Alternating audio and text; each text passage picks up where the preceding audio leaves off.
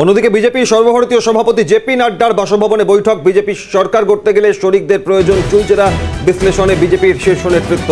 সরকার গড়তে বাড়ছে শরিকের চাপ। বিজেপির সঙ্গে টিডিপি ও জেডিইউ এর জোটের কথাবার্তা। মন্ত্রিসভা গঠনের দাবিদার চন্দ্রবাবু নাইডু। লোকসভা স্পিকারের দাবি টিডিপির। 4টে পূর্ণমন্ত্রী, 3টে রাষ্ট্রমন্ত্রী চেয়েছেন নাইডু নীতিশ কুমার। 3টে পূর্ণমন্ত্রী ও 2টো রাষ্ট্রমন্ত্রী চেয়েছেন একনাথ শিন্ডে। 2টো পূর্ণমন্ত্রী ও 2টো রাষ্ট্রমন্ত্রী চেয়েছেন চিরাগ পাসওয়ান। তার দাবি একটি পূর্ণমন্ত্রিত্বের। সব মিলিয়ে লোকসভা স্পিকার অধ্যক্ষ পদের থেকে শুরু করে ক্যাবিনেট মিনিস্টার এবং MOS মিনিস্টার অফ স্টেট, পূর্ণমন্ত্রী রাষ্ট্রমন্ত্রীর দাবি, জোরালো দাবি চন্দ্রবাবু নাইডু, নীতিশ কুমার, চিরাগ পাসওয়ান থেকে শুরু করে একনাথ শিন্ডের।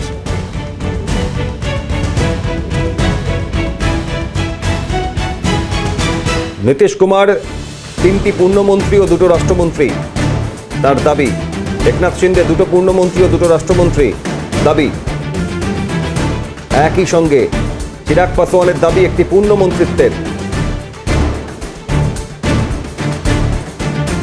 জেপি নাড্ডার বাসভবনে, বিজেপির সর্বভারতীয় সভাপতির বাসভবনে এই বৈঠক এবং সেই বৈঠকে বিজেপির সরকার গড়তে গেলে শরিকদের প্রয়োজন এবং শরিকরা একের পর এক দাবিকে সামনে রাখছে। এনডিএ জোটের শরিকদের এই দাবি বিজেপির কাছে।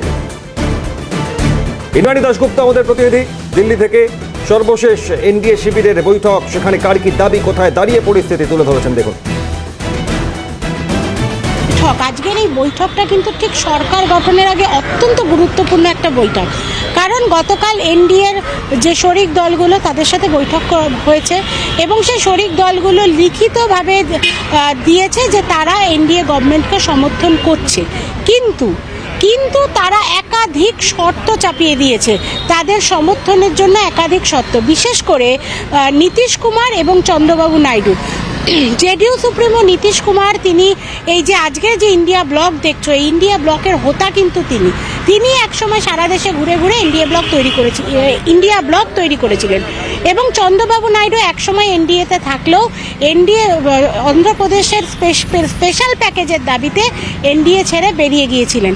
এবং তারপর তোমার সেই ছবিটা মনে থাকবে, ব্রিগেড প্যারেড গ্রাউন্ডে তৃতীয় ফ্রন্ট গঠনের উদ্যোগ নিয়েছিলেন চন্দ্রবাবু নাইডু, মমতা বন্দ্যোপাধ্যায়, সবাই হাত তুলে একসাথে তৃতীয় ফ্রন্ট গঠন করবেন এই দাবি জানিয়েছিলেন। তারপর চন্দ্রবাবু, অন্ধ্রপ্রদেশ দিয়ে অনেক জল বয়ে গেছে, চন্দ্রবাবু নাইডু সরকার থেকে চলে গিয়েছেন, তার সাথে বিভিন্ন আইনি জটিলতায় জড়িয়ে পড়েছিলেন।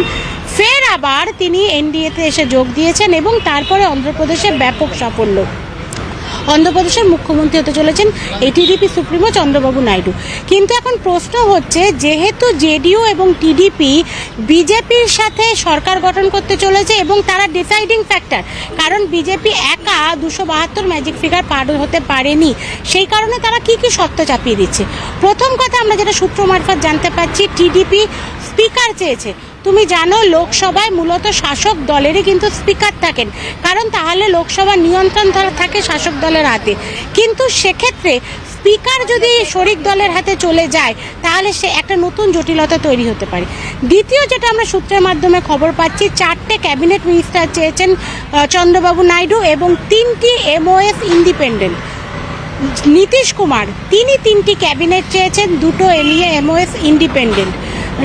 একনাথ শিন্ডে, তিনি 2টো ক্যাবিনেট মিনিস্টার চেয়েছেন, 2টো MOS চেয়েছেন।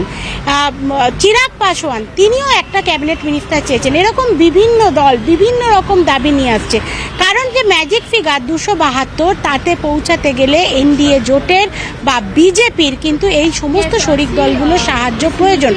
এই জায়গা থেকেই সেই চুলচেরা বিশ্লেষণ হচ্ছে, অর্থাৎ শরিকদের কতটা দাবি বিজেপি মেনে নেবে এবং কতটা আগে এগিয়ে গিয়ে শরিকদের হাত ধরবে।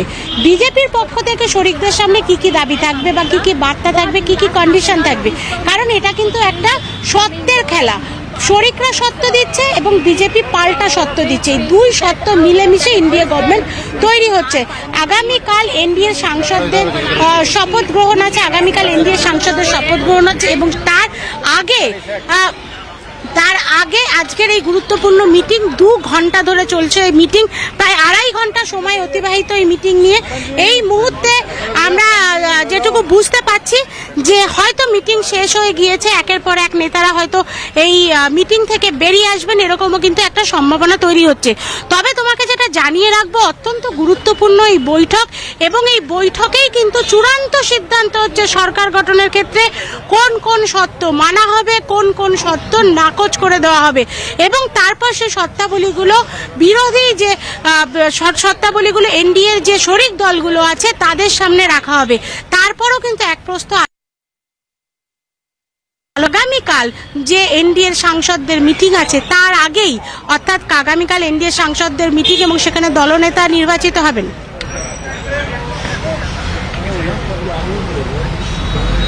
প্রায় 2.5 ঘন্টা অতিবাহিত এই বৈঠক চলছে, প্রায় 2.5 ঘন্টা হয়ে গেছে এই বৈঠক কন্টিনিউ চলছে। এবং তুমি বুঝতে পারছো যে রাজধানীতে একদিকে যেমন দুই শিবির, একদিকে যুযুধান ইন্ডিয়া শিবির, একদিকে এনডিএ শিবির।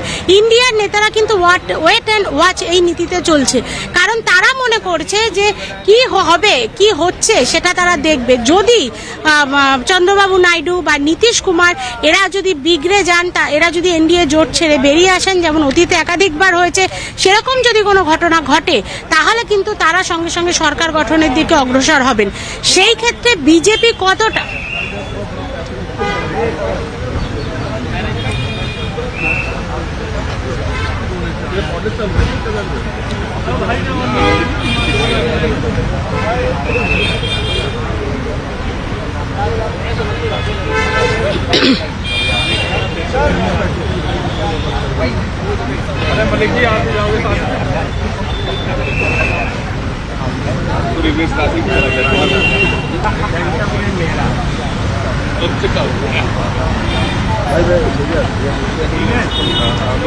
এটাই দেখো, এটাই এখন সব থেকে বড় প্রশ্ন, বা দিল্লির বুকে এটা কয়েক হাজার কোটি টাকার প্রশ্ন, যে বিজেপি কতটা মাথা নিচু করবে। কারণ এর আগে আমরা যদি প্রধানমন্ত্রী নরেন্দ্র মোদীর ইতিহাস দেখি, তাহলে গুজরাটে তিনি যে কবার মুখ্যমন্ত্রী থেকেছেন, একক সংখ্যাগরিষ্ঠ দল হিসাবে ছিল বিজেপি, এবং এককভাবে তিনি সরকার চালিয়েছেন।